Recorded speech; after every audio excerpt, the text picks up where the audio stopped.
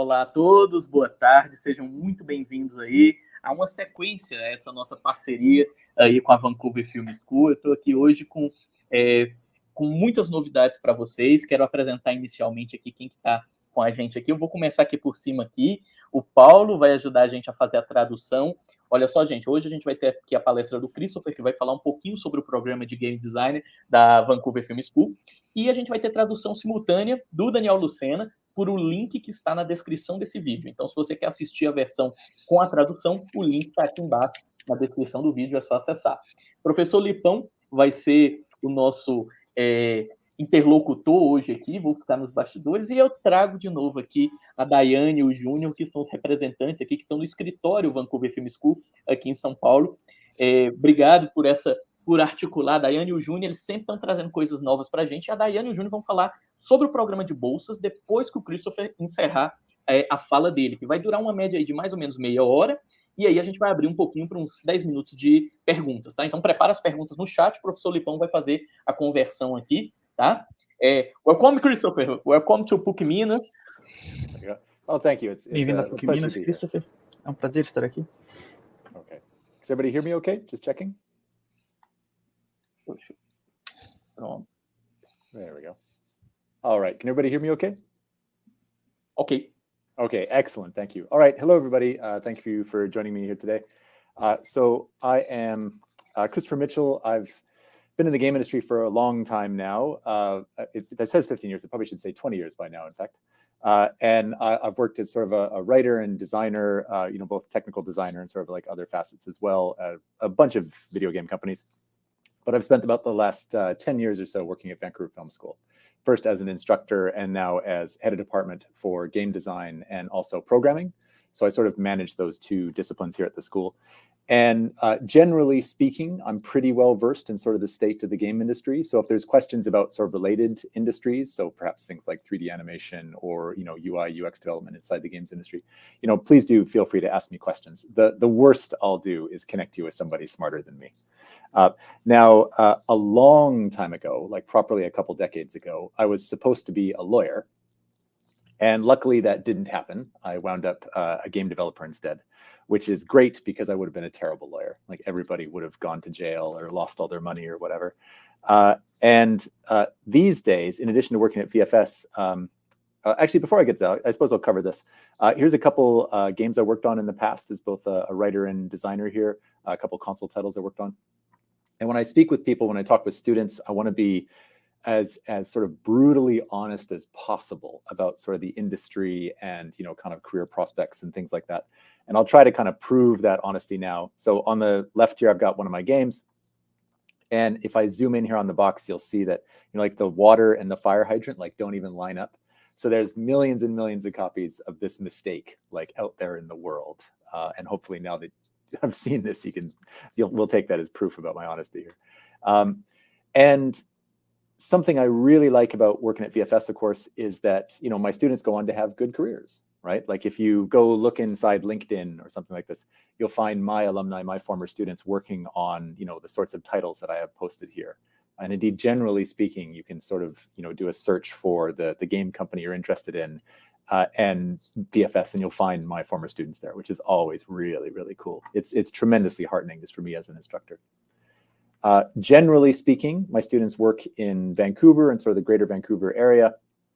But, in this sort of remote world that's becoming, less true than it used to be, right? I'm getting sort of more remote students being hired for studios, either in America or whatnot. So, for example, Sony Santa Monica Studios right now is an American company that's doing this big drive for international recruiting because suddenly everybody had to become an expert in remote work for, unsurprising reasons. Now, I'm going to talk about a variety of design concepts today. What I'm really talking about, though, is sort of the idea of taking advantage of user expectations inside design. That's kind of like the broad principle that I want to talk to. And it's something that as a designer, I use every day. Sort of this idea that when you're building a team and making a game, you have an extra budget to play with. Like you have your budget of money, of course, and you have your budget of time. And then we have this budget of sort of user expectations that we're going to play with. But before I get there, I'm going to talk about sort of some general principles here too. One of the most important things a game designer can do, of course, is get into the habit of failing as quickly as possible, like testing your ideas and failing as quickly as possible here. So, we test some sort of concept that we have, we analyze the results in an impartial way, and then we adjust the design over and over and over again, always trying to sort of reinforce the fun. And this is a difficult habit for designers to get into, because oftentimes junior designers have this idea that they're going to, kind of create from whole cloth the perfect game design and then explore that design and then just build it, that we'll assemble 100 people and make the game. When the reality is we're going to be discovering small little emergent moments and then reinforcing those in useful ways and sort of following the fun. So an example I like using is, let's say the developers want to make this slow-paced tactical experience where they're trying to rescue hostages. And then they discover in testing that users like taking a shotgun in each hand and kicking in the door and, shooting the hostages. Well, okay, great. We now have to revise the design to account for the way that users are just interacting with the product in a different way. And it's a challenging thing, but it's a lot of fun for a developer too. Here's a little example of this. So say we're working on a racing game and we have ideas of this being, a very realistic racing simulator. And it's all about kind of getting best times and sort of winning the races and as quickly as we possibly can. And then we discover that users just like crashing. Users like crashing all day long. And of course, that's basically the Burnout franchise, which is a franchise I really, really enjoyed. And then they gave the user the ability to even like steer the car during crashes and do sort of greater damage. That's really good game design. That's really good. They've noticed emergence within their game. And when I say emergence, I mean user-created goals. Emergence is one of the best things that can happen inside a game. And then as developers, we want to encourage emergence and then reward it as much as we can. So we're trying to find these little fun moments and then reinforce them rather than trying to over-architect our experiences.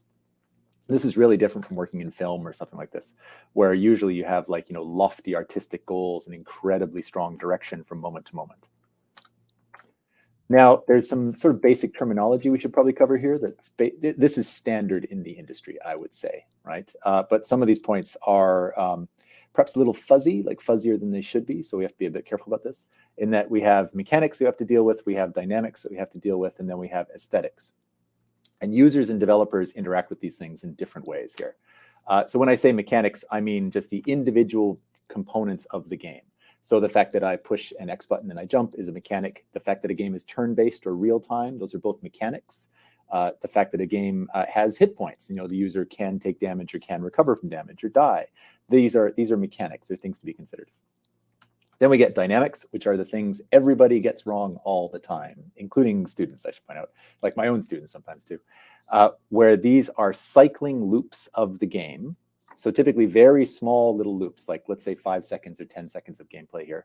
They're skill gated, which is to say the user's raw ability at whatever is difficult within the game is the thing that causes success or failure within the game here. And these have to be interesting choices and they have to have interesting failures. And the reason I highlight interesting failures is because most of what a user does inside a video game is fail, right? At the end of the day, you try to do an action, fail, the dynamic repeats itself. You try to do an action, fail, the dynamic repeats itself over and over and over and over again. And generally speaking, developers think too much on sort of rewarding success and not enough about making sure that failure is interesting. Because if failure is most of what a user does, we should be thinking about how we are making failure acceptable to the user. Now, acceptable is a squishy word, of course. It can mean anything here. But in this sense, I mean, we're making the user not blame the developer for their failures. So we are contextualizing the failures within the game itself. And then we're also making sure that just the failure reinforces the theme and the aesthetics of the game itself. And then speaking of aesthetics, this is the target emotional state of the game. So for example, this was a game that was worked on at Radical many years ago. So a game where the player feels like a little kid stealing cookies. Like that's the emotional target we're trying to reach over the course of the production here. And it's it's a challenging thing, but a good aesthetic is an excellent way of sort of focusing teams. Now, when players interact with games, what they do is, they push some buttons on a controller, right? And in pushing buttons on the controller, they're going to discover the mechanics of the game. Hopefully, they're going to discover all the mechanics of the game on their own. We don't need to tutorialize anything. It's basically a best case scenario. Via these mechanics, they're going to encounter some sort of dynamic, which is to say, some sort of cycling choice that goes on inside the game here. And then based off of those cycling choices, they reach the aesthetic of the game. They reach the target emotional state, whatever we want that target emotional state to be. Developers do this the other way around. Developers start at the aesthetic. We start with the emotional state that we're trying to create within the player here. Based on that emotional state, we say, okay, what are the cycling decisions that we want the player to be doing? And then based off of those decisions, what are the mechanics we need to cause those decisions? So this is sort of the first thing that junior developers have to do, is they have to sort of approach games from the opposite direction that they're used to doing it, after usually a lifetime of playing video games. So I'll actually just jump ahead here. So for example, I was helping out with another university a while ago that was doing a game jam where it was all about teaching math and physics. Like that was kind of the goal of the game jam here. So from that, we had to figure out some aesthetics that the developers could work with here. So we sort of decided that, okay, this had to be toy-like. The user had to be able to play with the product and then see the results here. And then the user had to just feel smart over the course of playing the game. Even though, sometimes when people do math and physics, they don't feel that smart. We had to make sure that the game made them feel that way. And we had to make the user feel rewarded for their efforts, even if, the reality of working in math and physics is sometimes you don't feel rewarded for your time, right? This was sort of their line in the sand, where they said, in playing with these games that get made over the course of this game jam, users are going to start feeling connected in this sense here. As during the talk, we talked a little bit about some games out there that have caused these feelings in other players. This is a game I played when I was younger here called Scorched Earth. And this was a game that did some of these things to me. Like it made mathematics feel like sort of a fun exercise that I could play with inside games here. So we spent a little bit of time trying to figure out these aesthetics, and then as developers start figuring out how to build games towards them. Okay, so why then do developers have aesthetic targets? And basically this is because everybody on the team is too smart. Teams are assemblances of incredibly intelligent people who are all very capable of coming up with great ideas. And somehow we have to say, okay, how do we filter out the ideas which are good, but maybe don't fit the game that we're trying to build here? Okay, so in this example, we have this target emotional state, a game where the player feels like a little kid stealing cookies, and using this target emotional state, this target aesthetic, as a kind of net, we catch all the good ideas, perfectly good ideas that don't fit. Okay, and this is a huge problem in games here. If people want additional reading on this, I recommend you go to a website called lostgarden.com, which is run by a very clever designer called Dan Cook, who's done a bunch of GDC talks and whatnot. Really interesting designer, so I recommend that quite highly to people. Okay, so we have our aesthetic target, which is our target emotional state that we're trying to get the user to. This is a game where I kind of learned this principle. I learned it care of a very good designer called Eric Holmes that I used to work with, and they're making this Hulk game over at Radical, and this was the second Hulk game they were making, and this was the one that they really wanted to be, their magnum opus, like just the Hulk game to end all Hulk games. So they had a pair of incredibly good aesthetic targets. Back then they called them design pillars, but the result is the same here. And they had sort of these posters up in the team space that sort of said these aesthetics are the things that matter most, and every bit of work you do should be building towards these aesthetic targets. So those targets were Hulk smash and Hulk jump. So everything in the game basically had to be pushing towards Hulk smash and Hulk jump. And this is very useful, because then if people start suggesting things, which could be extremely good ideas, we could simply say, okay, very good idea, but does that help the user reach these aesthetic targets of Hulk smash and Hulk jump? And if the answer is no, then we're simply not going to do those features. So very powerful tool, very useful tool of keeping teams focused in the face of extremely good ideas that just don't fit the project. Okay, I mentioned mechanics, so I think we'll cover that next. So mechanics, something that users for the most part get, developers for the most part understand. I press X and I do a little jump here. I pull the trigger and I shoot my weapon. I drive my car and I avoid the other cars on the road. Okay, like these are things that are reasonably simple for developers to get a handle on here. Now, a nice way to think about mechanics, though, when you're thinking about projects as a whole, is to think of them as sort of what's the predominant verb of doing inside the game. This is a concept I was first introduced to by Will Wright many years ago at one of his GDC lectures, where we look at a standard video game out there and we say, okay, what's the main verb the user is doing? And then we can kind of make sure the game sort of reinforces that verb. So, a franchise like The Sims, the main verb you do inside that game, especially the first game, was buying stuff. That's kind of how you most affected the world, was by kind of living within the catalog and spending your money and affecting the world as you play around with it. We've got lots of Mario games out there where obviously the primary verb is jump, right? Like that's the primary skill action that the user does, where they press the jump button now or later, and based on their skill of doing so, they succeed or fail. Then we've got lots of shooters out there where, of course, the primary verb for the most part is shoot. And then we get all these open world games out there, some of which I worked on, of course, where the primary verb is drive, right? Like most of what you do is explore this world.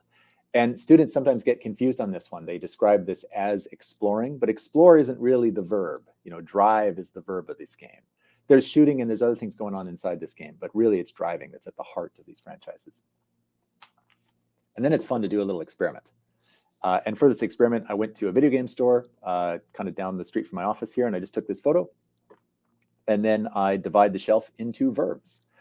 So for example, these are the games where you drive as sort of the primary verb. And then these are the games where you shoot. And these are the games where you fight. And these are the games where you jump. And then this is Dora Saves the Snow Princess, which is a game that I could not for the life of me figure out, right? Which sort of makes me sad because that's a good franchise. But then you repeat this experiment years later. You go to exactly the same shelf and you take exactly the same photo. And then you compare the verbs. And this is quite interesting because you can sort of see the ebbs and flows in the industry here. So, these are the games where you can drive. These are the games where you shoot. These are the games where you fight. These are the games where you jump. We've got Skylanders showing up over here. So this is a brand new verb that's been created in this case, namely the verb collect. Disney Infinity, the same sort of verb here. We've also got like a big thing of peripherals being sold on the same shelf, which is interesting. And then off to the side, we've also got various dance games, which I think are neat because dance games are sort of this new verb that gets added and kind of cyclically adds itself and removes itself from the industry. But isn't that kind of neat, though, that we add a verb and suddenly we just take over a whole new portion of the shelf for a while, which I think is pretty cool. And that basically means that there's not enough verbs in the game industry. And this is a lot of what the game industry is trying to do right now, is we're trying to discover and deploy new verbs. Because whenever we do so, we tend to find new success of different forms here. So, Katamari Damacy obviously is a different sort of verb entirely, but created this really cool franchise that is still going on, almost 20 years later. Or Minecraft, of course, with, sort of the verbs that it explored. Turning into a multi-billion-dollar indie success story, like just an absurd level of success that kind of had to come from an indie space, like probably was never going to come from a big company. Okay, so we were talking about mechanics, we talked about aesthetics, let's talk about dynamics a bit, because dynamics are the least understood thing here. This is this idea that there's cycling loops of decisions inside a game, and then the decisions are skill-gated with interesting choices and interesting failures here. Is a game that was worked on many years ago here. And this is that same sort of notion here, where I've got a user hiding from a bad guy. The bad guy looks for them. And if there's a countermeasure, they take it. And if there's not a countermeasure, they get caught. This is, pretty good. If I did this again today, I would probably add a little collectible here. So then the user is really tormented. And they would say, okay, do I hide down here or do I go for the collectible? And, if you talk with users, okay, what are you more likely to do? If you've done your job, you're probably going to get a 50-50 split, which is about right. It means this really is a tough decision for the user. And tough decisions are great decisions versus self-explaining decisions. Here's a really common shooter dynamic. Most shooters play like this in terms of cycling decisions. And then a fight starts. And then if I'm incredibly good at shooting people, I win straight away. But for most people, say 80% of people, 90% of people, you actually run out of ammo during the fight. And because you run out of ammo during the fight, we're going to get an interesting decision. Either throw a grenade, which is sort of a get out of jail free card, but I have a limited number, of course. Or I bash somebody in the face with a melee attack, which buys me some time. But of course, that means I'm still kind of trapped in this out of ammo state. Or I reload, which is a risky thing to do because I'm not engaging the enemies anymore. But reloading lets me re-engage, and then I can sort of work this loop again and again and again and again until I get outside the system finally. And if you play lots of shooters, you'll see these patterns over and over, sort of no matter what the game happens to be here. And I think that's really interesting that, you know, just as a genre, we've kind of figured out what the interesting choices are likely to be. Now, we can still violate those choices. We can still play with the expectations. So something like reloading in Gears of War is actually a skill-based activity inside this dynamic, which I think is genuinely fantastic, like a really cool mechanic inside the game. RTSs, so real-time strategy games, are a cool franchise to play around in. But of course, they have a different dynamic, a very different dynamic, in that, you know, I make a bunch of units, and if I make everything perfectly, I win the game. But most people don't do that, and they wind up out of resources, usually very, very quickly. And then they have to decide what they're going to do. They're going to say, all right, do I make more gathering units, which get me more resources? Do I make some army units to let me engage with the enemy? Or do I make more buildings, which lets me produce more of these assets here? And then we just sort of run this loop over and over and over again. RTSs are neat to explore, actually, as a designer, because there's often like this tipping point between sort of economy and combat, you know, and that's sort of a subcomponent of this dynamic to play with as well. And here too, no matter what the game is, you see these sorts of patterns within the game. Then we get sort of funny genres that are kind of become deprecated over time. So for example, we have adventure games here, where you play an adventure game, you know, I mean like kind of classic Sierra, King's Quest, Hero's Quest kind of stuff. And you just find a puzzle. And off the puzzle, I'm going to pixel hunt, which is to say I'm going to very slowly move my mouse cursor around or joystick cursor around, just looking for puzzle elements, you know, like what's something that's part of the puzzle versus what's something static in the environment. And there's a whole thing we could do talking about, you know, how we communicate what's part of puzzles to the users. Based off of that pixel hunting, we're going to kind of gather up everything inside the room, and then we're going to start combining them in different ways to try to figure out how I'm supposed to solve the puzzle. And hopefully, if you do your job, the user has some sort of epiphany. They suddenly understand the situation, and they suddenly feel brilliant. You know, they reach this aesthetic target really, really easily here, even though it's exactly the same place that, you know, millions of other users have reached. If you do your job, they feel smart, and it lets them progress to the next area. They find the next puzzle. You see this lots in old adventure games and whatnot, but you also see it in newer games, things like The Room, which I recommend to everybody. Like The Room is a really interesting adventure game that manages to make just the mechanics of finding interactable objects quite a lot of fun within the game.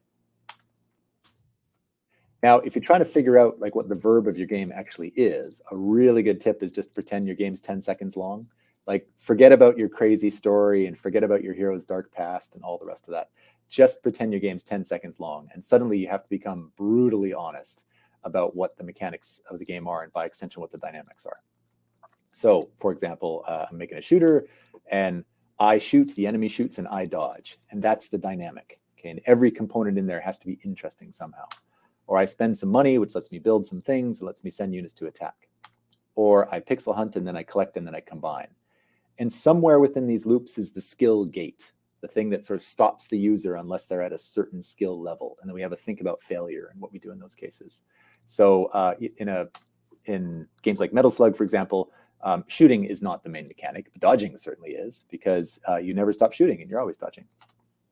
Or in kind of classic RTSs like StarCraft 2, for example, I would say that tipping point between economy and combat is where you'd send the units to attack. Like that's sort of the main skill inside the game.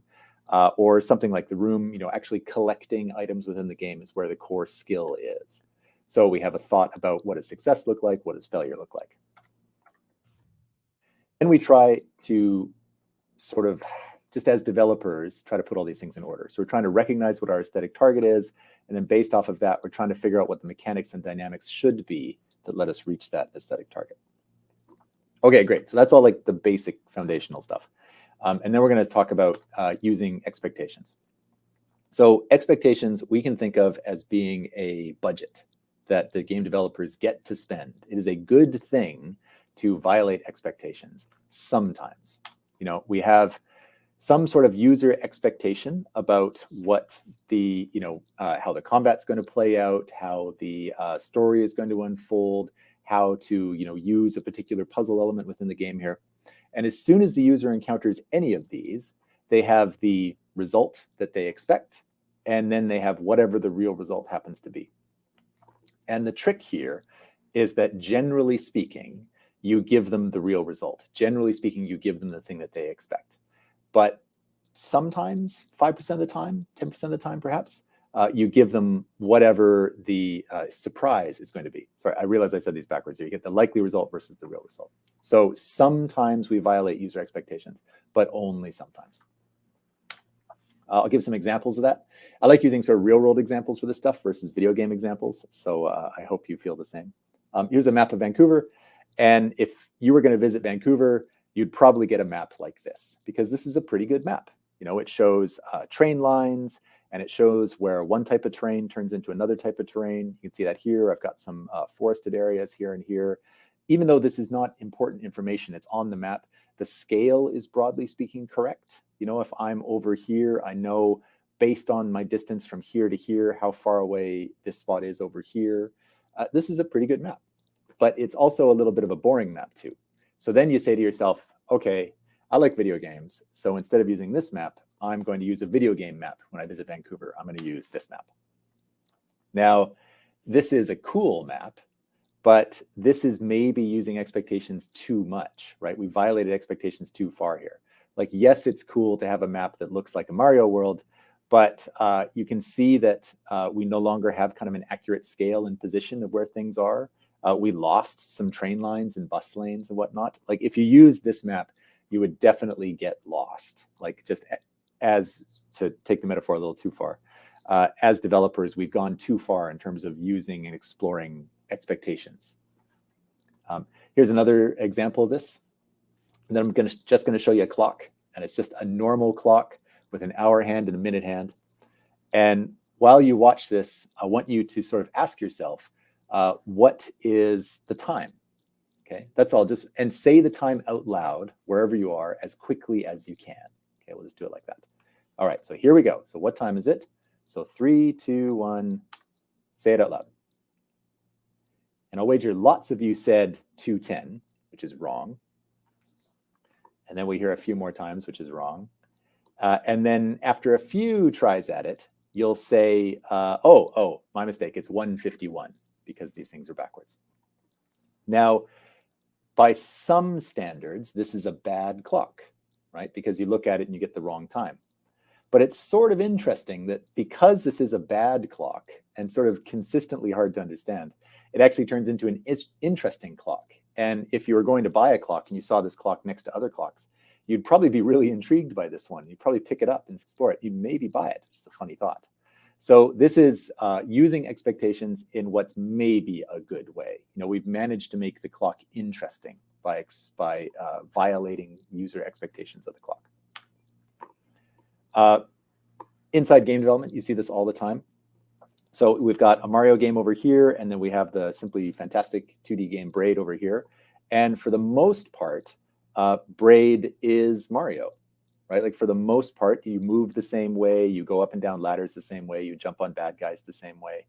And that's incredibly useful as a developer here, right? So here we've got a jumping puzzle inside Braid where I've got this collectible here, and I have this bad guy who moves back and forth here, and then is respawned if I kill him.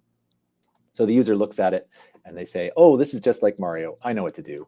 I'm going to jump on the person's head and come up and hit the little piece here. And as a result, okay, that's useful as a developer here. I don't need to tutorialize any of this. The user already knows what to do. But also, of course, there's no particular design impact, right? Like, nobody's going to buy the game if it's just a Mario clone at the end of the day. We're not violating expectations enough. Luckily for Braid, and this is why it's a great game and why Jonathan Blow is a great developer, they have this sort of rewind time mechanic where you could make crazy foolhardy jumps, and then if you miss, actually rewind time to come back to where you were before here. So programmatically, really interesting thing that they added to the game here. But of course, there's a cost that we have to pay. And that's sort of the message here when you're violating expectations, is that every time you violate expectations, it's useful for the game, but it creates a user experience cost that you have to pay. There's no way around that here. So this sort of experience has a huge impact on the game itself. This is basically what makes a game succeed or fail, is how I'm usefully violating these expectations. When you're working inside various genres, one of the first questions you can ask is, okay, what are the expectations of this genre? Sometimes these expectations are informed from other media. So for example, in shooters, most of a user's expectations inside a shooter are created from film. You know, we've seen lots of action films over the course of our life. And based off those action films, we come up with expectations of how the user is supposed to behave. Most users inside a shooter expect to basically be RoboCop. You know, they expect to perfectly shoot the bad guys every single time, like some sort of bad guy shooting machine. Okay, now that's ridiculous at best, but it is useful for developers because it lets us do things like aim assist systems and aiming friction and whatnot. It lets you do all this very video gamey stuff, which is definitely cheating, but the user never questions the fact that you're cheating. They just sort of happily watch themselves cheat and never question these things. These systems exist in PC games too, by the way, in case you think this is just a console-only kind of thing. Now, it's also quite interesting, though, of course, in that users expect themselves to be RoboCop and sort of perfectly shoot bad guys all the time. They expect the bad guys to be like these fellas and just like wildly shoot all over the place here. And then this lets us design encounters to the same effect here. So if I was designing a shooter today and that game had a sniper inside it, my snipers would miss their first shot. And the reason they would miss their first shot is because then that would let the user realize to themselves, oh, there's a sniper over there. And then they would turn and they would look and see the sniper. And then if they fail to do any of the actions they're supposed to do, like get out of the way or shoot the sniper themselves, then the user will say, oh, I failed and it's my fault I failed. Versus the more realistic thing, which would simply be the sniper shoots you in the head and that's the end. Some of this has its roots in cognitive science, and it's actually quite a lot of fun to sort of study these things because just, you know, as users, we collect lots of data, you know, millions of examples of data just by living in the world and observing the world and watching films and video games and stuff like this. And then based off of this, we create metaphors, which are sort of collections of this data here. And then based off that, we create schema, which are the things that designers play with the most here. These are the expectations that I'm mostly talking about. And based off of schema, we create predictive models. And based off predictive models, we have sort of human behavior. Most of this stuff as designers, we don't think about here. We mostly just think about schema in the middle. And schema is sort of this, again, expectations notion of, does your product nicely fit into a category or is it unsortable? And if you're a student especially, you really, really want your stuff to be unsortable because unsortable stuff gets remembered. I work with a lot of students. I've seen literally hundreds of student projects at this point here. And it's very, very important to me that the games do not nicely fit into categories. They exist in and of themselves. And they don't, you know, people don't look at it and they say, oh, it's a puzzle platformer. I know that. They say, oh, it's a puzzle platformer where the user can sprout trees and then climb those trees to get to new areas and, you know, create problems that the developer has to unpack. This happens in non-gaming media too, of course. Like, for example, there's this genre of book, which is basically books that are sort of like Lord of the Rings. And if you're sort of like Lord of the Rings, you can find success. You can definitely find success. But it's hard to have a breakout success. You know, it's hard to have a success as big as Lord of the Rings. Okay. Then we get things that are kind of like Lord of the Rings, but don't nicely, they're different enough that they surprise people. So stuff like Song of Ice and Fire is a good example of that. You know, when somebody first told you about this franchise, you probably said to yourself, oh, that kind of sounds like Lord of the Rings. And then you find out that, okay, no, actually it's low fantasy where like the high fantasy slowly sneaks into the world over time. You know, it feels like a medieval combat to which we've subtly started to add elements of fantasy. And as a result, it feels like a real world encounters, even though we're talking about fantastical spaces. And of course, as a result, Song of Ice and Fire, hugely successful as Lord of the Rings for the most part. Here's some real world examples I really like when I talk about expectations. This is literally the door to the building where I work, okay? And I love this door because this is a fantastic example of expectations. Because people look at this door and they see this handle on the outside and they say to themselves, oh, a handle. I grab this handle and I pull it. That's how you open the door. And sure enough, people do that. They grab the handle and they pull it and it opens, and the world is wonderful and everything's great. Then people go to leave at the end of the day and they see this handle on the other edge of the door, and they grab the handle and they pull it, and the door makes this beautiful sound. It's just this solid kabong bong sound where the door fails to open. And this is really interesting when you're a designer. This kind of door is called a Norman door, based off of some work done by a fellow called Dr. Donald Norman. And the reason this is important is because when you do this, and I'm sure you do this like probably several times a week, you blame yourself. You don't blame the door. You don't blame the person who installed the door. You don't blame the architect that created the building. You say, oh, I'm so silly. Even though I know this door opens that way, I grab it and I pull it and I hear that sound over and over and over again, right? So this happens a lot where the user fails and then they blame themselves. They don't blame you. So you as a developer have to be really, really aware and really, really empathic about how they interact with systems. Here's the same sort of thing in the same building, actually. I've got this big light here inside a sound studio. Then I've got this track light right here, which runs from here to here. And you walk inside the room and then you look to your right and you see light switches. And your brain right away says, okay, which switch goes with which light? I'm a smart person. I could probably figure this out. And most of you right now are probably saying, okay, this switch controls the big light, and this switch controls all these track lights here.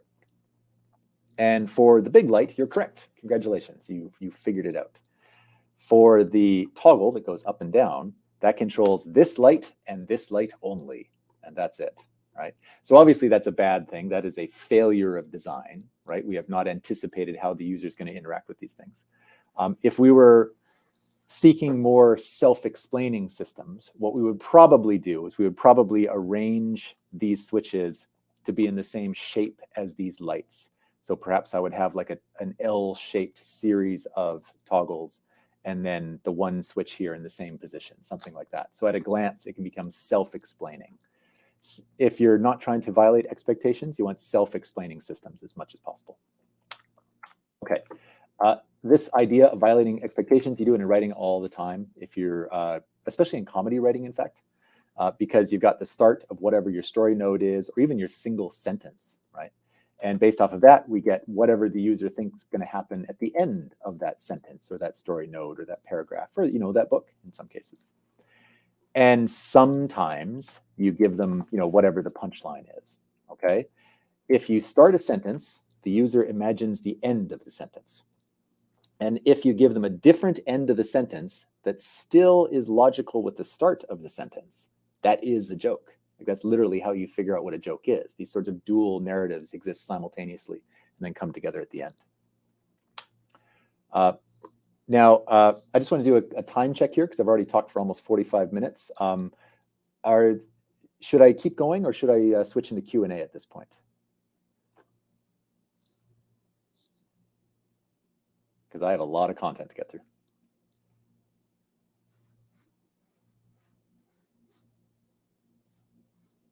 If I don't hear anything, I'm just going to get going. Okay. Silence means keep going. All right, here we go. So a while ago, I was designing a city for a video game. I mean, I say lots of people were designing a city for a video game. And so one of the challenges there is, of course, you can't make a real city. You have to make like an abstraction of a city. And we were, quite young and trying to figure these things out here, right? And, it's easy to sort of like do concepts and figure out sort of show locations or whatnot here, things that you definitely wanted to be inside the game itself. But, we can't make a real city like, Rockstar can, for example, right? And actually, even for Rockstar, it's a bit of a misnomer. So how can we make like a fake city that the user thinks is a real city? Sort of becomes the question here. How can we use user expectations to do this? Luckily, there's a bit of a textbook that we can use for this, which is to say Kevin Lynch, he wrote this great book back in 1957 called The Image of the City, where he just has people draw maps of cities just from memory. And I recommend people actually do that if you're interested in game design. Just draw a map of your city from memory and see what you draw. Because what people do is they over-exaggerate certain components of that city, right? Very consistently over-exaggerate certain components. And then it means that as developers, you only have to create those expectations. You don't have to make the real place. You have to make the expectations of that place. And that's much easier than trying to make the whole thing. Here is the city of Newark, New Jersey on the left here. You know, obviously, if you tried to make this, you would die of old age long before you ever built the city. And then here is a user's map of Newark. And if you created this with sort of excuses for the failures of content as you did so, it would be a better play space. And then the user would say, this is Newark, New Jersey, right? Even though you didn't create the whole place. Now, what Kevin Lynch noticed is that people over-exaggerate certain components within these cities. So for example, they over-exaggerate paths to a great degree, you know, kind of like ways of traveling throughout the city. They over-exaggerate nodes, which is where certain paths come together. They over-exaggerate edges, which is where one type of terrain turns into another type of terrain. And then they over-exaggerate districts, especially cultural districts. So, you know, I work in Chinatown, for example, right? And Chinatown has Chinese letters, Chinese calligraphy written around the area.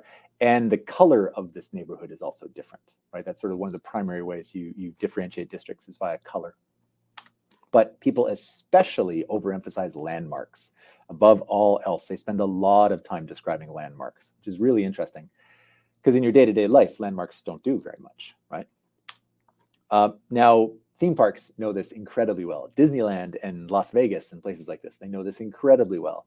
So if you go to a place like Disneyland, you'll get a map, and the map is wrong. Like, it is wrong by design. And what's interesting is it's sort of more accurate at the start as you get reference points, and then gets less accurate as you go inside. Disneyland as a location is kind of a place made of landmarks. So you walk inside, and your brain sort of says, oh, this place is enormous. I will never see this entire place. I will never see all of it. This place is overwhelming me. Disneyland is the biggest place on earth. And after 3 days or so, you're like, oh, actually, it's kind of small, and I know where everything is. Right? I'll never forget that feeling the first time I went, where I was just like, I will be lost here forever. And then really quickly started figuring it out. Same with Las Vegas. Like Las Vegas, as you travel sort of the strip and you see all the crazy landmarks they have, you say, this place is enormous. I will never understand it. And then very quickly you understand it just fine. So this sort of suggests that to player of games, there's this funny belief that the number of landmarks is proportional to city size. If you've got lots of landmarks, you've got a big city. That's absolutely untrue, but it's interesting that this is sort of ingrained in people's mind, and you can take advantage of this. Some games figure this out really well, and they turn into gameplay. So LA Noire is a really interesting game that was made some years ago, and there's 50 landmarks within the city, and they sort of reinforce the user and encourage the user to find landmarks. So you drive around looking for landmarks, and because you're looking for landmarks, you're not noticing that for the most part, the city is static and artificial. That's incredibly useful to a developer, right? Because again, you don't have to make a real city. When we were making our city, we said, oh, we'll just look at a map from the TV show and we'll make that. And then we discovered that the maps from the TV show were terrible. They basically were not of any use at all. So then we looked at maps from other video games. Okay, a little bit better, but they didn't suit our genre here. And then we found, this was later in development, kind of too late for us, this map that was made by sort of some Simpsons fans, where they made this crazy map that was full of like every single show location here. And this is like that real map of Newark, New Jersey. Like if we tried to make this map, we would go bankrupt. There's no way we could make this map here. So we have to make the abstraction of this map somehow. So we sort of set some rules for ourselves. You know, here's where we're sneaking up on aesthetic targets.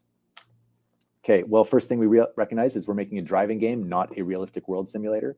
So everybody here who works in games has to say, resist the urge to be realistic, because that's a bit of a trap. Once you start trying to be realistic, you can sort of never stop. And it also means you'll never finish anything. We have a very limited environmental budget compared to other open world games out there. Like honestly, a really small team compared to some of the big AAA companies out there here.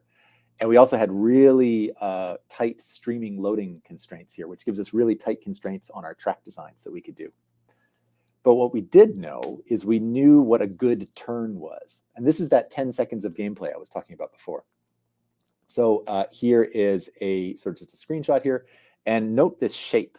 Like this shape is a good turn within the game. This 90-degree turn is sort of when the game is at its most fun. You know, you do a power slide and you slide around the corner and you start driving again here. So remember, when you work in games, have a really good understanding of whatever your 10-second gameplay loop is. This is quite important. So what's the key player skill that's going to get repeated 1,000,000 times over the course of playing it? In some ways, this game is just an excuse to do 90-degree turns all day. And lots of driving games actually follow a similar pattern here.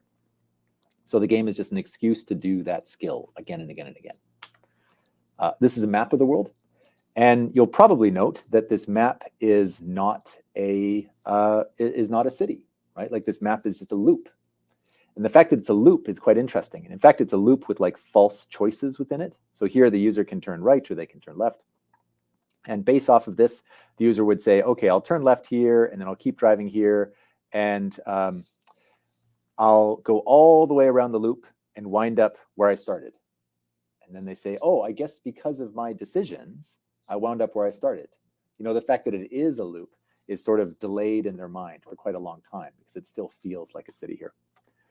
There's also this sort of notion inside the game of we have zones which are full of landmarks, you know, show rich content here. So very expensive zones in terms of like trying to load these from moment to moment. They eat up a lot of memory inside the game. And then we have rails, and then rails are they don't have a lot of show content in them, and they give us an ability to load the next zone as you drive around here. So sort of our worst case scenario is sort of 2 zones and 1 rail, something like that. All right. And over top of this, we have to put like lots of shortcuts as well. And the shortcuts also have to follow these like loading principles here. And then they have this kind of level design idea of, okay, if the user follows the road, that's going to be longer, but it's going to be safer over time. And if they take a shortcut, that's going to be risk-filled and then shorter. We're going to give a lot of feedback. We're going to reward them for taking the risk as well. That's part of it too. Here's just a shot from the show, or from the video game rather. And this is inside a zone. And because it's inside a zone, you know, we give them a piece of show content to look at here. We give them the Simpsons house. And then they say, oh, the Simpsons house is here, and the neighbor's house is over here. And that means the whole landscape must be there. The whole neighborhood must be there, which is why we have kind of like fake things in behind here to suggest that the world is bigger than it is. Here's a rail, and you can see on the rail, we do kind of very simple geometry here. Again, these are show landmarks, but you know, these are things that suggest the world is bigger than it is. But then we create excuses for why they can't get up there. You know, we have natural geometry here, things like the sea or cliff edges and stuff like this to try to constrain the user. If you go way up high in the air, you can actually see the whole world. And here you can definitely see that this is a fake place. And it's not even hard to see this if you're a user, but it's using the expectations of cities enough that the user doesn't question the fact that this is not a real place. Here's the same sort of thing. Like here we've got this like hard edge of the city here where one type of terrain turns into another type of terrain. And this is fantastic if you're a world builder because it means you don't have to do anything besides put a water plane down. But you know, the user forgives this absence. This is exactly why so many video games are on islands, or you know, be there floating islands or islands inside islands in the sea or underground or things like this. They're convenient excuses for the constraints of the universe that the user lives within. We could also use city expectations to solve technical problems. So for example, you're driving around and suddenly you see pop-up. You see a whole building suddenly appear. And that doesn't happen in the real world. We don't see buildings pop up. But we do see advertisement. So suddenly we start putting up advertisements in places where you know, we want to make sure the user just can't look around anymore. That's a useful thing for us. Now, here's some failures. I'll say it's literally one of my failures at this point, in that some environments you could go inside. And inside these environments, you would get, you know, contextual animations that would play and sort of props you could interact with, stuff like this. And that's all well and good. But this creates an expectation that now we have to work again. You know, this creates this expectation that, okay, I can go inside this building, which means I expect I can go inside any building, right? I see this all over the place in video games where the user can open one door. So then they start trying to open all the doors, okay? And then good video games have really clear visual language of like what can be opened and what can't be opened. Stuff like the Tomb Raider franchise I really like for this, of sort of literally painting marks that indicate where the user can go. Here's an example of that false expectation. So inside this interior, I've already gone through one door to get here. I have another door right here. And then the user tries to open that door and discovers that they can't. So we kind of put like little Band-Aid solutions on. You know, we put this doorbell here, a doorbell inside a school, right? But this doorbell that you could ring, and then you'd hear a line of dialogue from behind the door about why they couldn't open the door right now. So great, we had a little solution here that had people forgive our failures. But we also could have just not had a door, right? If this was just wall, this problem would have never been created for the user's point of view. Here you can see we had realistic fences because they look like the fences inside the show and they're the user's expectation of what to see. But then that means the user would try to like jump over these fences and they would hit an invisible wall and be disappointed, right? Like we would, by having a realistic fence, we actually damage the fiction of our artificial world. And that's a problem if you're a developer. I mentioned Tomb Raider previously. Tomb Raider does a much better job than I ever did. So Laura Croft here has just spent many hours climbing all over the world, you know, like she can go anywhere and do anything. And then suddenly she can't get through this chain link fence. So what they do is they provide a little excuse here. Okay, they say, all right, Laura can't get over this fence because there's this razor wire here. And then the user is kind of looking for these excuses. And they, typically speaking, accept this excuse and get on with their life. For Red Dead's a game I really enjoyed, like really deeply enjoyed. And you can see they've got kind of excuses on top of excuses here, which I really admire. You know, this is the edge of the world, but it doesn't look like the edge of the world. Okay, instead we've got some water here that will literally kill the user if they go inside. And then on the other edge of that water that will kill you is some rocks you can't climb and some terrain which is sort of like fearsome and horrible on the other side. And again, the user just says, oh, I can't go that way. Like the user creates their own excuse for why the world has a limit. And once you look for this sort of stuff, you see it all over the place. So here too, like we don't have like a gentle hillside. We have a harsh edge where the user will die if they fall off the other side. Or let's say we've got a really long loading time and we have to try to explain away this loading time somehow. Well, you put the user in a place where they're going to be stuck for a while, right? So, you know, the user suddenly is trapped within an elevator, or the user is inside a train slowly going from one place to another place. Okay, these are very common excuses for this sort of problem here. This is a funny solution where you start using fictional authority to explain your faults. So the user of this game has driven all over the place. They killed 100 people on the way here, and they've smashed their car into every car they see. And then suddenly they see this no cars beyond this point, and they can't get the car past there. There's an invisible wall. But the fact that there's this fictional authority here makes most users just turn around and drive away. And there's this funny thing I've discovered, which is that users obey fictional authorities more than they obey real authorities. It's quite neat. And as developers, you can take advantage of this. And when you notice that users are starting to tire of traveling within your world, those are the moments where you suddenly add rapid transit systems. You sort of say, okay, this mechanic now needs to be kind of retired. And we're going to let people short circuit this mechanic for a time. As developers, we look for setting up false expectations. Here's a false expectation, which gets called false promise a lot, where this user is playing this little 2D game here, and they have to jump down here. Like just in the level design says they now have to jump. But users hate doing this because the expectation inside a 2D game is that jumping off screen kills you.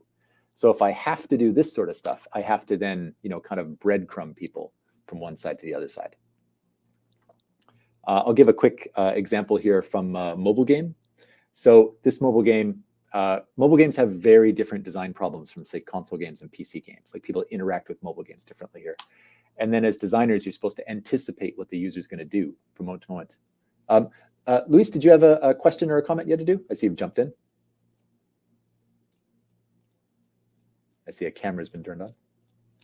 Nope. All right, well, I'm carrying on then. So if we think about that Norman Door problem at VFS, like remember that the user blames themselves. They don't blame you, the developer here. So the failures often get unreported. So what they can do, and can they do it, becomes a key question here. And tutorials should always be seen as a failure, right? If you have to do tutorial is your last resort. You have failed as a designer to make a game discoverable. So based off of that, what can you do? We're after self-explaining systems. If you don't know what I mean by self-explaining systems, I mean stuff like a screwdriver. If you're using a screwdriver in the wrong screw, you are doing the wrong thing. There is really no question of that. You blame yourself. You don't blame the carpenter. You don't blame the architect here. So if I'm playing some sort of game, I want to use natural mapping as much as possible. If I'm shooting a gun, I want to pull the trigger because that simply feels correct to the user for the most part here. For the most part, it's self-explaining or discoverable. And here's a good opportunity to violate expectations sometimes. So, reloading in this game I thought was fantastic because suddenly they have this golf swing mechanic. And if you reload well and skillfully, your bullets do more damage for a while. I love that because it doesn't make any sense at all. Like bullets don't move faster because you loaded your clip well. But, users, generally speaking, really appreciated this violation, right? Because it took something which was quite boring and it made it interesting. But if every single mechanic in the game did this, then that's overdoing a violation. And that's not interesting anymore. If you overdo violations, it means the user is going to stop trusting you. And that's quite a bad thing. Here's a mobile game I got to play and goof around with a bit here. And I did some completely blind play tests with students, which I thought was quite interesting, where I just got them to play and I watched them play. And I got them to sort of like vocalize what was going on inside their mind while they played. What many developers do, and I really feel this is a mistake, is people play the games and then the developer asks them questions or gives them questionnaires. I don't think those are very valuable at all. I think you have to sort of get that surface level thinking here to understand what's going on. And in this completely blind playtest, we discovered that users understood the main mechanic very quickly, that it was self-explaining, right? Then we discovered that users would build this expectation of sort of how to attack, and that expectation gets fulfilled in the game. So far, so good here. And most importantly, on mobile, it meant that the controls were discoverable on mobile without a tutorial, which is great. There's some sort of special built scenarios in the game that made it easier for people to figure out the controls, but for the most part, it's not really a tutorial. But a lot of stuff that seemed obvious wasn't obvious to new players here. There's sort of this idea within the game that bumping this guy into the bad guy would do damage. So bumping into your own teammate would also be a bad thing and also do damage. And that's actually the opposite of what the game design was trying to do. And that's obviously a huge problem to overcome here. So then they had to like shift the design here to increasing feedback on their bumps. Really good thing to do, and I recommend anybody who works in games do this, which is get people to do a blind playtest and then you watch the playtests. It's always worth reminding yourself that focus testers are not there to have fun. Focus testers are there to sort of fail, and then you as a developer can sort of observe how they're failing and see how you can reinforce the discoverability of the mechanics of the game. You find subtle failures, which I think is quite neat. Let's say the game was here on my phone. People would tap things that they thought were buttons. Now, of course, the analytics of the game would not report that tap, right? It would sort of be a ghost tap within the game here. But they'd be clicking this. Maybe they were hoping they could buy a rank or find a way to increase the rank of their character or get some information about ranking up, right? This is an opportunity for the developers to take advantage of. But without sort of really observing how users interact with the game, I think you would miss that opportunity, and that's a real shame. I have seen some developers say things like they're playing the game wrong. And remember, the user is not playing the game wrong. The user is playing the game exactly the way they think is correct. And then you as a developer have to sort of co-opt that expectation into the sort of aesthetic target that you're trying to reach. Mobile game rewards are a tricky thing because users have expectations here too you have to deal with. Users expect to be rewarded for all their effort, whether they succeeded or they failed. And obviously that's unrealistic, but they have that expectation. Users are expected to be rewarded for their skill, even if they aren't particularly good at the game. And users expect to be lucky sometimes, but you can't always be lucky. Luckily here, users do expect like an ebb and flow in their luck, which often gets called by gamblers the tides of luck. This idea that, oh, I'm on a lucky streak now, and now I'm in an unlucky streak. So great, as a developer, you want to take advantage of this. And you want to have like a long-term tide of luck and then a short-term tide of luck.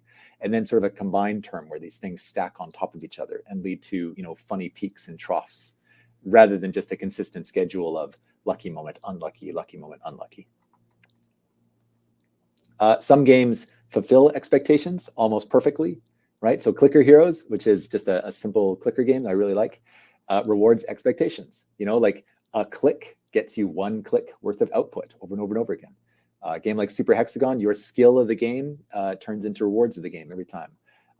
Various poker games online or whatnot here, they reward, like the user expects to be lucky sometimes, and they expect to be unlucky at other times. Very much fulfill expectations.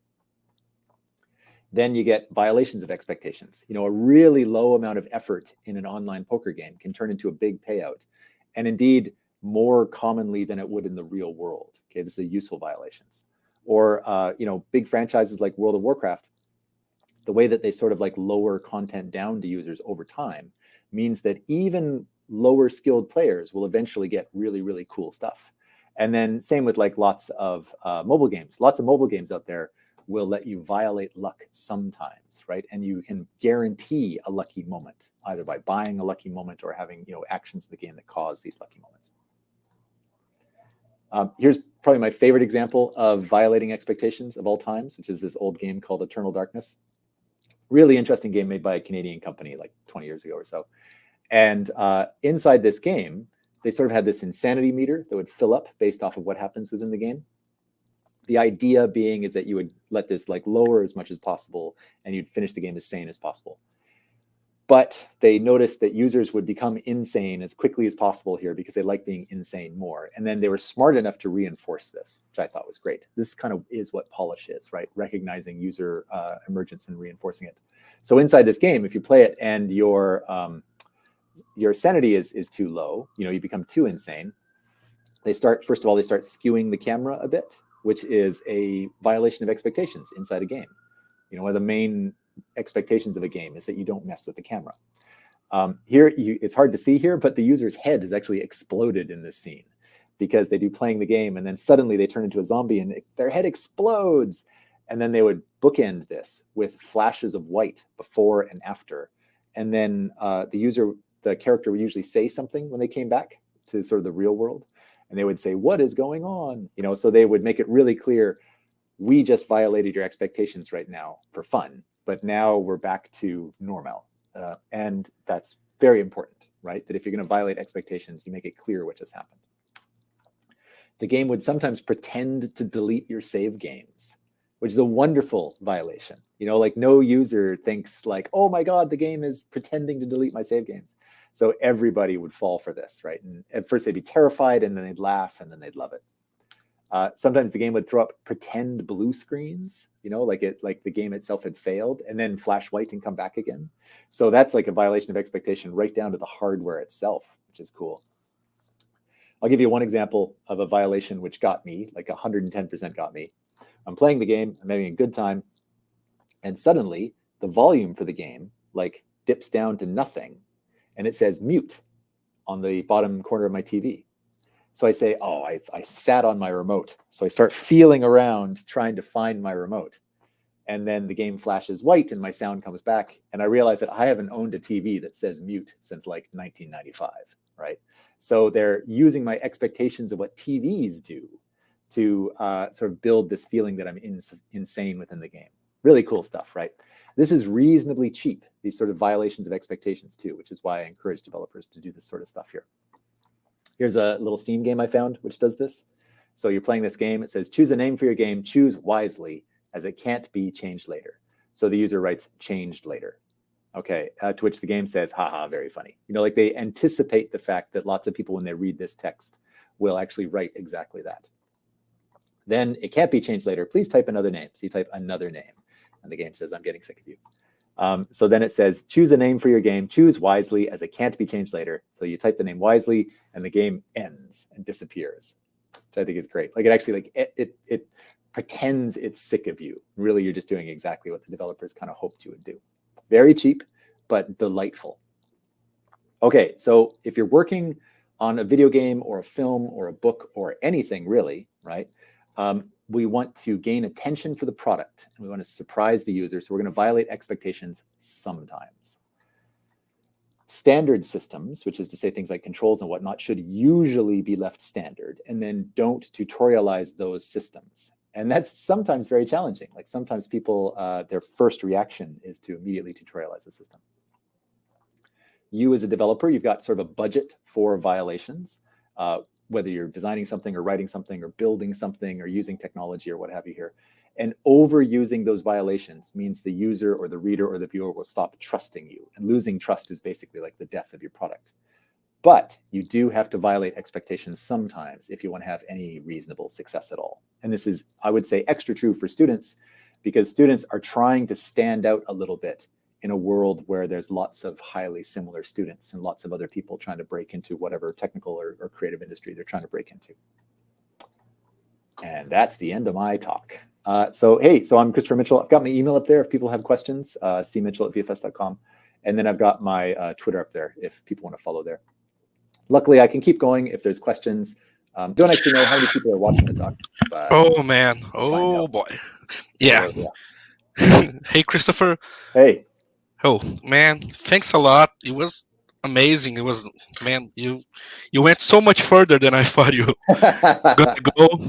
And I already talking with Marcus so he can put on our curriculum this talk, because it was a great summary of game design problems and questions that we have all the time. And I'm usually the guy they come to get these questions and do the Q&A, because I'm a tad better with English than the other teachers. Sure, okay. And I always use my power for evil, because I'm also one of the teachers working on game design and a game designer myself. And I get the first question for myself. All right, that's perfectly fair. Yeah. And in this case, is actually a bit personal for me, because Death Spank was one of my favorite games. Hey, cool, man. Yeah. Around 2010, I bought my PS3, and I had a personal thing, because this was way before I was working with games. I was a comic artist. Oh, cool. And I used to write web comics, and I love comedy. Yeah. And I grew up as a PC player with adventure games like Monkey Island, Grim Fandango, Full Throttle, and those things. And by the 2010s, I had a feeling as a player that funny games were disappearing. Yep, that is somewhat true, unfortunately. Yeah, they were. I don't think that anymore. I thought actually been seeing really good examples like Untitled Goose Game that I think is a very, very, very funny game. But comedy in games is a very hard thing to do. Comedy is a very hard thing to do. I believe is one of the hardest feelings to make another person feel. It's easy to make someone cry. It's very hard to make them cry of laughter. And when I played Death Spank, I thought to myself, "Whoa, this game is funny." And I wasn't expecting this from a game that wasn't an adventure. Years later, I mean, a few years back, 5 years back, I was writing on a game, and it's a visual novel.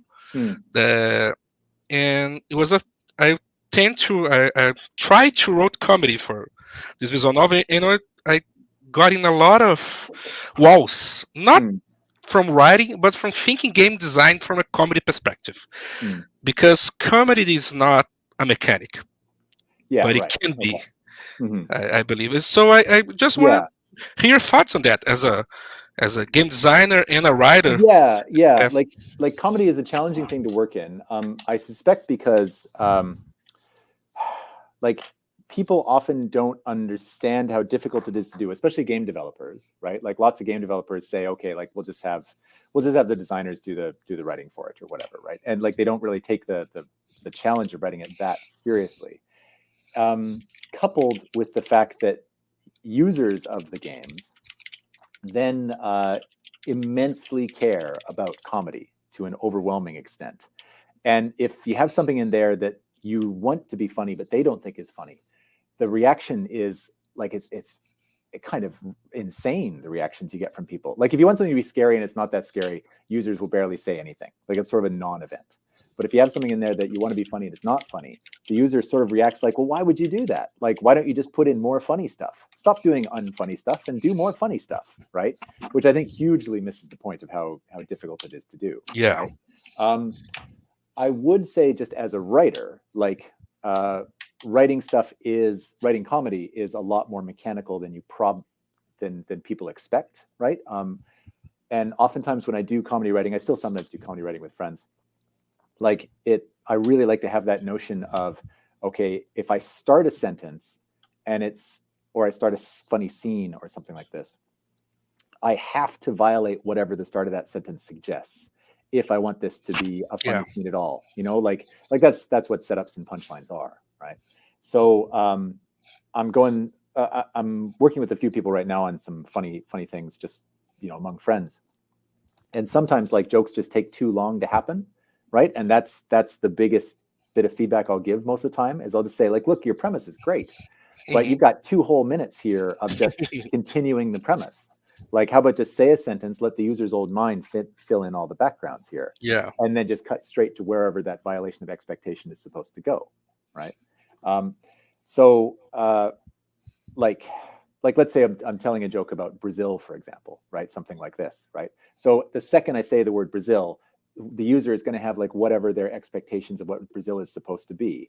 And I have to immediately violate that expectation and start talking about something entirely different if I seriously want that to be a joke, right? And like, I don't know what that would be, right? Like that's where you sit down and you do your workshopping and try to figure it all out, right? But it's the biggest thing I've noticed with people trying to do comedy is they just take too long, right?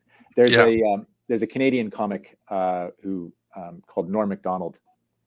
Who like Norm, maybe the best. Absolutely, right. And he used to say that like the best jokes where is the setup and the punchline are all in the one sentence. You know, and some of his best jokes, indeed, the one that you most remember, are literally like just one sentence that don't even really have like a punchline in them, you know, but the whole thing is self-contained.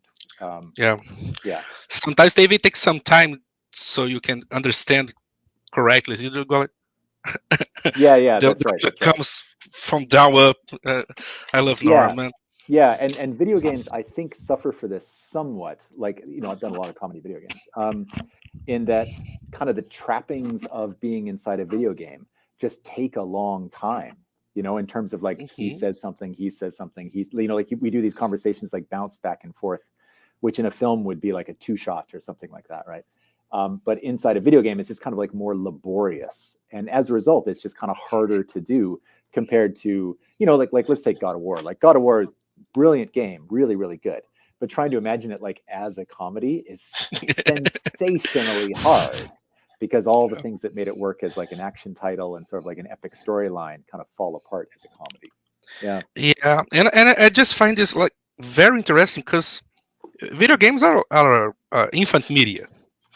Right, most of us that are over 30 grew up with the media, and even though fear and excitement can be so truly transported to us during a playthrough, comedy is not that easy. And I look at this not as a challenge, but as an opportunity, maybe. I mean, there's a whole field of things that can happen in games that are not happening. And maybe we need people to start making this. And on the flip side, do you think that being a comedy writer, or not a comedy writer, but having wrote comedies and funny stuff, that helped you on game designing, especially because your brain's already wired into breaking expectations? Yeah, well, one of the best things you can do as a game developer is find a design solution for a technical or artistic problem, right? And if you can, I used to do this all the time, right? Where we'd be like, okay, the user is occluded by this wall, so we have to make some sort of shader that like shows the user through the wall. You know, like we create this whole kind of technical problem here or whatever. And then I, as the designer, hopefully just says, well, look, let's just break the wall, and then like you can see the user just fine, and we don't have to make this fancy shader and cause all these technical headaches for ourselves. Good developers do that all the time, right? Like they can find sort of design solutions for technical problems.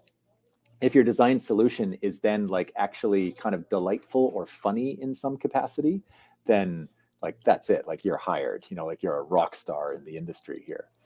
And if it can't be funny, at least it should be contextualized within the universe. You know, like it should be logical that this unusual solution, this expectation violating solution exists within the world. So let's say, for example, we're working on a Lord of the Rings video game, right? And then the person's playing as Frodo and they go behind a wall. And you could then see Frodo on the other side of the wall, but he's in that sort of like ghostly, I'm wearing the ring now look. Okay, great. Like that's consistent with the fiction of the universe. And as a result, the user will never say, oh, well, it's funny, I can see Frodo now. Right? Yeah. So yeah, that's a lot of what a developer has to do. There's like the brute force solution to everything, which is just like try to build and spend your way out of problems, but that's not how you finish video games, right? Like kind of artful design is better. Yeah. All right. Thanks, man. Let's go to the student questions. Yeah, otherwise, cool. I'm going to be talking to you all night long. All right. Wow. I don't know his name. He's just Wow. Okay, sure. His username.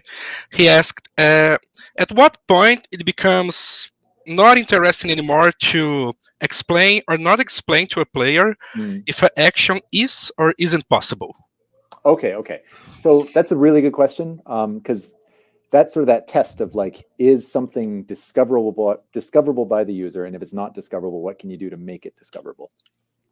Luckily, it's getting a bit easier in the industry because, you know, we're getting more used to conventions of things. So let's say like this pen is supposed to be discoverable. It's supposed to be usable by the user. So when I look at it, I put a glow around the outside of the pen or something like this. You know, I can make stuff fit. Like explosive red barrel. Barrel or explode. Yeah. Red barrel is a great example, right? Now, hopefully there too, like that glow somehow makes sense within the context of the world. Like that's where I like to think about, say like the Batman games. Like, you know, like the Batman games will show you everything you can interact with when you use your little bat vision. They could show it all the time, right? But they choose not to because it's more contextual to the fiction of the universe that they're trying to make, which I like a lot. Now, if you're consistently failing and you're running out of time, sometimes as a developer, you just have to do a tutorial, right? And that's okay, right? Like it's not the end of the world here. But I do think it's worth approaching certain genres with caution. So puzzles are the best example. Like if you're a puzzle designer, your first question has to be, what do I do if they fail to solve the puzzle? Because most of the time, users fail to solve the puzzle. So how do you solve these things? So DeskBank was a great example, like because DeskBank, you know, we had that fortune cookie hint system, and I sort of like I like that the fortune that was Ron's idea. The fortune cookies are brilliant because like just this notion of like, okay, I break open this magic fortune cookie and get a hint for the puzzle, and then it's a limited resource that I as a designer can spend. It's a great idea, really, really great idea. And then we have sort of like a really simple philosophy to those cookies. So the first one would be an incredibly vague hint, like maybe the user would get some sort of hint from it. And the second one would be like a little bit more of a hint, maybe, okay, it's definitely a black item you have to use in the room. And then the third one would just be like, just use the red pen, you know, like the third. But even then, like in the fiction of the comedy we're making, that's okay, right? Yeah. So I like that solution a lot where, okay, we're doing a puzzle game. Puzzles mean failures. Failures means hints. And then we find a funny system for the hints. Like, I think from top to bottom, like that's a really good system. I remember breaking fortune cookies just to see the answers. I even knew the puzzle already. I just want to read them. It's, and you get similar stuff with like audio diaries are a good example. Yeah. Like I think audio diaries in games are actually now quite overdone. And now people are like doing them just to like hear the contents of the diaries. But like in the sense of like collect everything so they can get the achievement. But I do think there's a lot more people could do of a similar vein, suggest stuff. Like I love it when you go inside a person's room in an adventure game and there's books on a bookshelf and you look at the book titles make sense, or maybe they suggest something weird or funny about the person whose room you're in. Like I love that stuff inside games. Yeah. It's still on the tutorial thing. Paulo asked, what's your personal process of making things obvious enough for not having to make a tutorial? Okay, so personal process is this. We make whatever the game is with absolutely no tutorials at all. Then we get people to, there's two things you can do. The one is you just show people the game. They don't play it. You show people the game and you show them the controller. And you say, okay, you tell me what buttons you push to control this game and what you think you can do. And then you write all that stuff down. And that's really interesting information because you're like, oh, everybody's saying that like A is probably a jump button, but we don't even have jumping in our game. You know, like, is that a problem? Like, okay, and we can say, okay, we have to reinforce this. We have to not do this. The other thing to do, of course, is then to get people to just play the game completely blind and see what they're doing over the course of the game here and see what things they're failing to do. Lots of games made by students often have too many mechanics in them. Like they'll have 10 mechanics and 2 enemies, right? And then they do a blind test of the game, hopefully early on in production. And they discover that users can beat the game by never pressing the Y, never using this particular mechanic, never using this mechanic, that kind of stuff. And the smart thing to do there is actually to cut those mechanics. Like you don't need them, right? And then take all the effort you were going to put into reinforcing those mechanics into other things in the game. I now have twice as many particle effects from my other things going on inside the game. So 2 basic techniques there. The first being, just show them the game and note down what they think it is before they even interacted with it. And then the other one is, hopefully done with different people, get them to play the game and note everything they're trying to do, hopefully with some sort of good analytics out there. Like these days inside Unity and Unreal, there's no reason why you can't track every single button press the user does. And you can say, wow, the user pressed like the X button 45 times, even though they only need to press it 3 times. So should we change combat so they do more damage if they spam X? Like, do we encourage this behavior? Probably, right? It's not a given, but probably is the answer there. Yeah. And then at the end of the day, okay, we say, all right, they never discovered how to block, but blocking is critical. So we're going to have a bad guy that blocks attacks. We try to suggest things within the world that suggest these things that we're trying to do. And then if we fail on that one too, okay, we're probably adding a tutorial, but that's okay. Yeah. Maybe he finds a shield on the floor. And, whoa, that's a shield. That's right. I can block attacks. Yeah. There was, I think it was Metroid 2, maybe. I forget which one. But there's a part where you're trapped inside a pipe. And the way to get out of the pipe is to wall jump out of the pipe, right? But there's no tutorial that says how to wall jump. But above you are bad guys wall jumping up the pipe, right? And I think anybody who looks at that sort of says, oh, I bet I can wall jump too. Yeah. Right. And sure enough, the user wall jumps out, and that's that. Yeah. Yeah, that's great. And we have one more from Pedro. He asks about game difficulty. Like, he used Elden Ring and Souls game as example of games that become famous as being hard games and frustrating games. And how do you balance this in that? How do you not make game so frustrating that is unplayable? Yeah, I mean, the boring answer is focus testing with blind players, people that have never experienced it before and sort of seeing how they deal with it. You always have to recognize that you as the developer, you are like the top end or near to the top end of players that will ever encounter it. So you can never tune a game for yourself. This is a really common thing with junior developers or some of even senior developers, where a game just sort of like accidentally becomes much too difficult. And I think actually kind of damages its possibilities of success as a result. There's a really good talk online you can find about this by Richard Garfield. I think if you just look up like Richard Garfield and difficulty, you'll find like a 45-minute talk he did on sort of it's balancing. If you look up Richard Garfield and balancing, great. You'll find a really, really good talk on sort of balancing video games that I recommend to anybody who's into game development. Like really cool stuff, and just sort of the way that over the course of development, sort of what you're tuning and who you're tuning for sort of can't help but change, right? And then sort of like the different categories that players can fall into and things like that. So yeah, that's 45 minutes very well spent for people interested. Yeah. All right, great.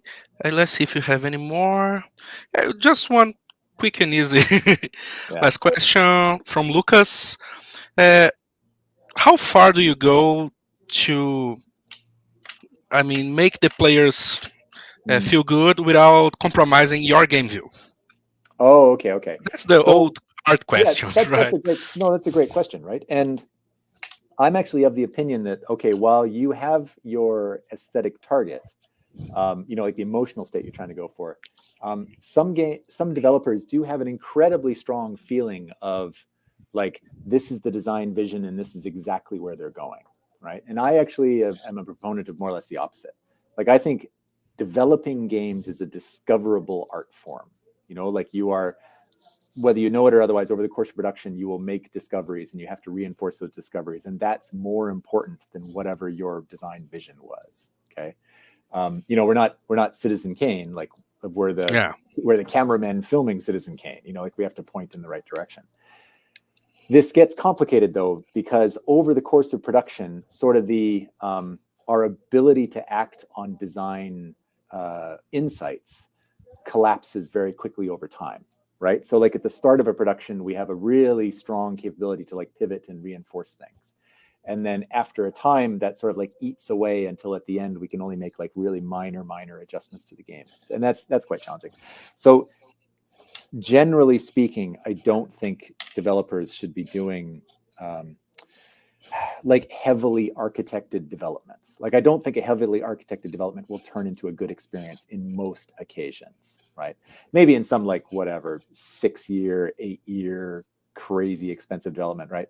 But those are so high risk. Like, I don't even know why a developer would do that versus slow burn discoverable developments.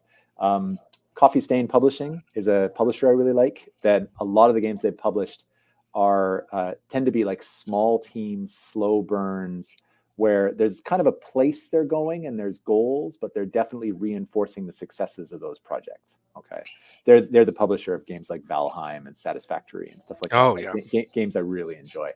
But that's not a heavily architected experience. You know, there's certain things they're reaching for, but for the most part, you can sort of tell the way the developers are being healthily flexible. I like that a lot. I really like thinking of player feedback as an opportunity of sorts. In my game, we used to have a dog in the scenery. Yeah. And we have a lot of feedback of people saying, "Can you pet the dog? Why you can't pet the dog?" You know. So we made an update. We made an update that you could pet the dog, but you died. Oh yeah, funny. Yeah. So that was my way of breaking expectations. We have fun. They have fun. We said what they wanted. We did what they wanted us to do, but in our way. So I think it's always, everything's an opportunity. It is. In some sort of way. And sometimes as a developer, so this is more like what a producer would say in that same situation. Yeah. Where you're like, okay, so people want to pet the dog and I want to ship on time. So let's delete the dog. Yeah. Right? And the problem disappears, right? And the user never knows what you cut, right? Like, they never say this would be a great game unless I added a dog. So, you know, that it is an option. It's something available to developers to think about, right? Like, sometimes design problems can go away just by like deleting the design problem, right? But, you know, like, also you do the best you can, and sometimes you say, you know what, like, we want people to pet the dog, we're gonna let them pet the dog, and we're gonna kill them when we do it. So fine, yeah. All right. Yeah. Do we have time for one more question? Yeah, let's take one more. All right. Burning Potato just asked about from Level Up, from Scott Rogers. Yeah. He talks about the theory of unfun, where you start with a fun idea, and during development you remove what's not fun. All right. Yeah. And he asks, he don't know if you agree or don't agree with this theory, but at what point is viable to remove unfun ideas that could also be innovating or maybe just agreeable with your game? They're not fun, but they are interesting or different. Yeah. Okay. The connection was a little suspect there, so I missed part of that, but I think I get the gist of it, right? All right. Because Theory of Fun is a well-known book and whatnot. Yeah. Okay, so that broadly fits into like a normal production methodology, right? The sort of stuff we were talking about before. This idea that I have a high capacity to, you know, manipulate my game at the start, and then a really small capacity to change it at the end, right? And you know, we find the fun stuff and we reinforce those things, and then we say, okay, what's honestly not working? And the things that honestly aren't working, we're just going to cut. And it's so hard to get people to cut stuff. This is where aesthetic targets come in, because aesthetic targets sort of say, like, look, at the end of the day, this feature doesn't work, so we're just going to cut it and walk away from it. And it's super, super hard to do. You sort of get this too with cases where, like, okay, somebody says, okay, this happened in DeskBank actually. Somebody said like, all right, let's add a jump button. And the next question was, okay, if we add a jump button, we have to add things to jump over or on, and you know, suddenly we like create this whole branch of problems that didn't even need to exist. So, and that's kind of that unfun notion, right? Of saying, okay, should we just cut this whole concept and get on with our lives, right? Because we're busy people and we don't need to add that.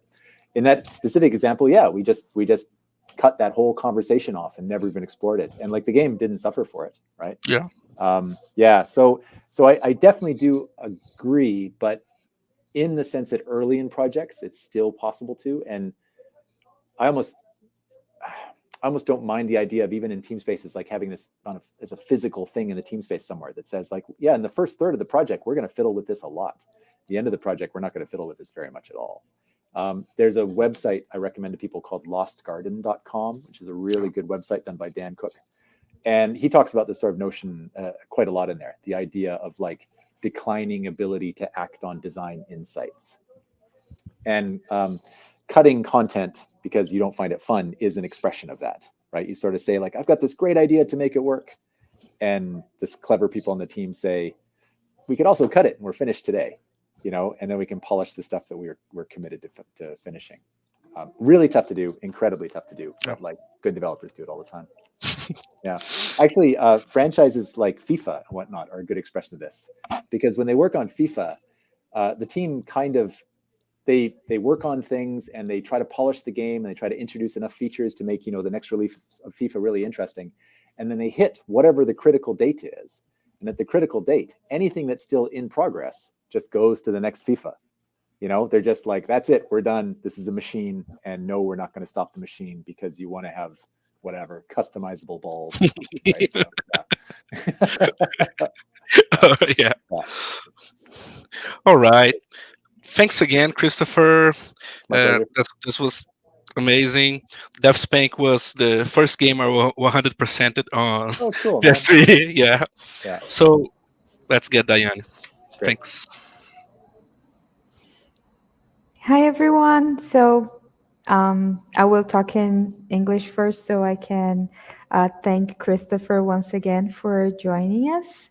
PUC Minas has always brought us amazing students, and we are very excited to be here today and also to let you guys aware of our scholarship campaign that's going on.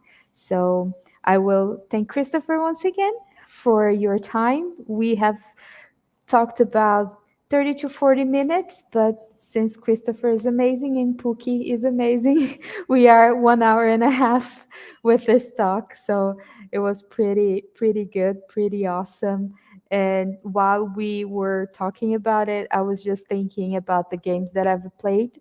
And I was like, oh, that's right. Oh, Mario is just like that. You know what? So like League of Legends and stuff like that. So it was really cool for me as well. I always love talking about this. So thank you so much, Chris, for joining us. I'm going to speak in Portuguese now, which is a bit better for all the students. Obrigada, professor Marcos, novamente. Obrigada a todo mundo que participou. Obrigada ao Daniel e o Pedro, Paulo. Paulo. Professor Lipão, pela e o presença. professor Lipão. Exato. Muito obrigada. Eu quero só falar rapidinho, não vou tomar muito do tempo de vocês, porque a estrela é o Christopher, não sou eu.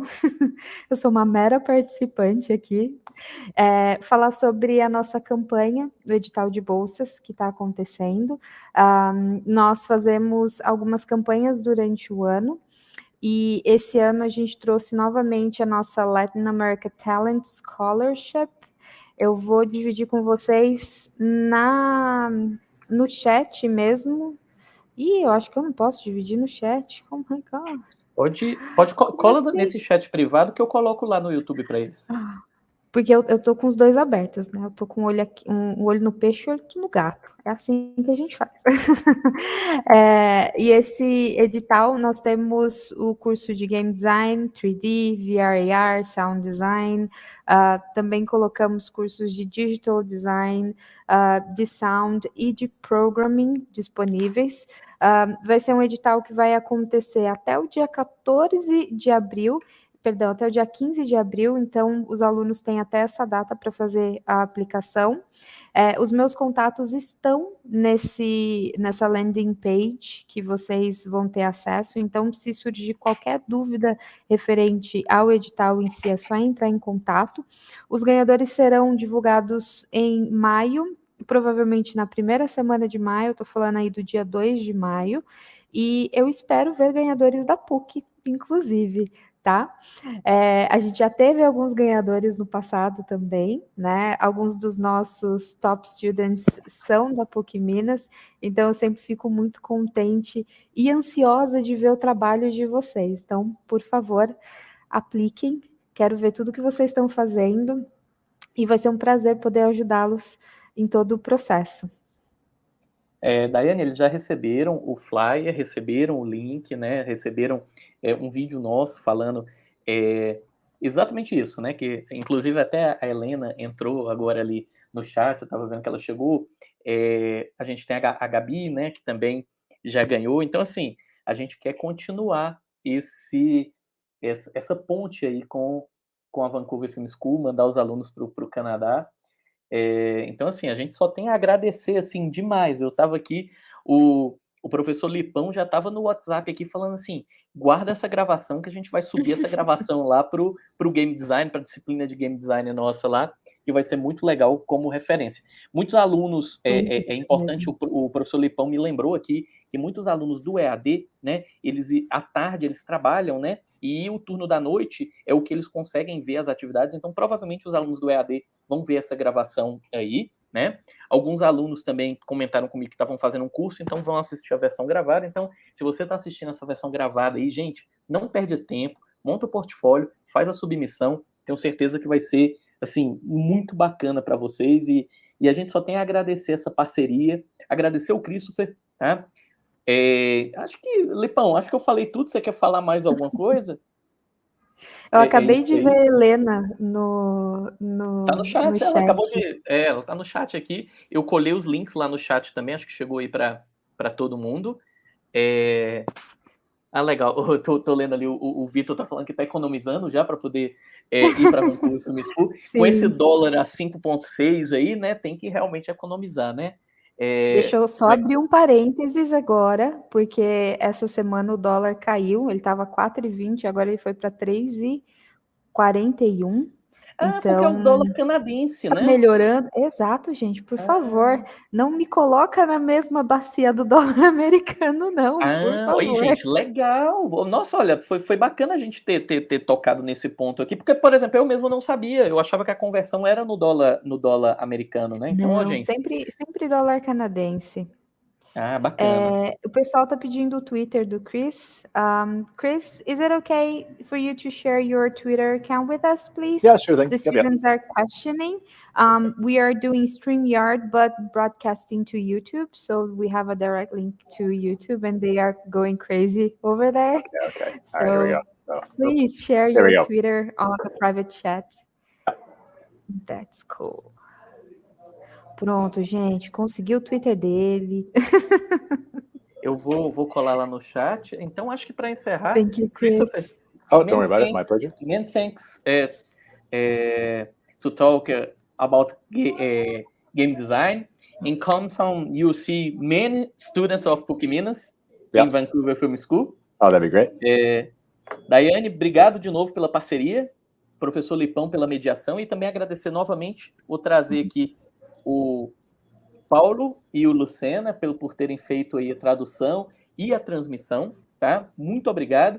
Gente, então, obrigado, nos vemos Daniel aí. Daniel is asking... One second.